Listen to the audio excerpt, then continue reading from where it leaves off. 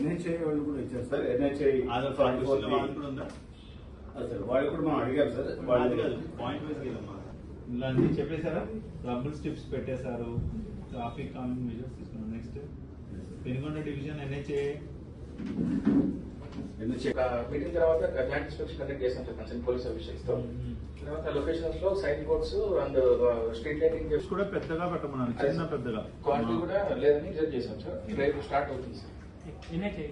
యలగొండరాయనపల్లి sir, plus Gudipalli Papireddipalli cross sir, Haripuram cross sir, ఇవి important. నేను personal గా వచ్చాను, మాట్లాడాను.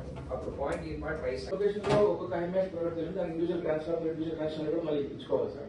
తర్వాత మెయింటెనెన్స్ మంత్లీ మీరు చేయించుకోండి. నెక్స్ట్ అంటే మంత్లీ మెయింటెనెన్స్ కూడా వాటిని పే చేయడం, కరెంట్ బిల్స్ కూడా జంక్షన్ కి మాత్రం మీరు వెళ్లాల్సిందే సార్. దీంట్లో కాన్సెప్ట్ ఏంటంటే సార్, ఆ సర్కంఫరెన్స్ చూసామంటే ఒక యాక్సెస్ ప్రూవ్ చేయడం, పెద్ద రోడ్ ప్లే చేయడం ఒక అంటే మనం అల్టిమేట్ ఏం లైట్ పెట్టామని కాదు, యాక్సిడెంట్స్ తగ్గించడానికి మెయిన్. సో అది మీరు you have to satisfy your self. కాబట్టి మీరు మీ దగ్గర బడ్జెట్ ప్రకారంగా సోలార్ కానీ ఇలాంటి చోట హై మాస్ట్ పెట్టండి, కొంచెం కరెంట్ బిల్ వచ్చినా పర్లేదు.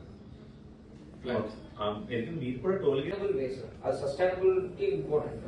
లాంగ్ టర్మ్ లో వస్తాయంటే okay sir, otherwise they can take some support from Kia sir. Kia is ready to provide, అంటే అది కూడా వాళ్ళ దగ్గర నుంచి కూడా తీసుకున్నాక ఇన్స్టాలేషన్ మీరే చేస్తారు.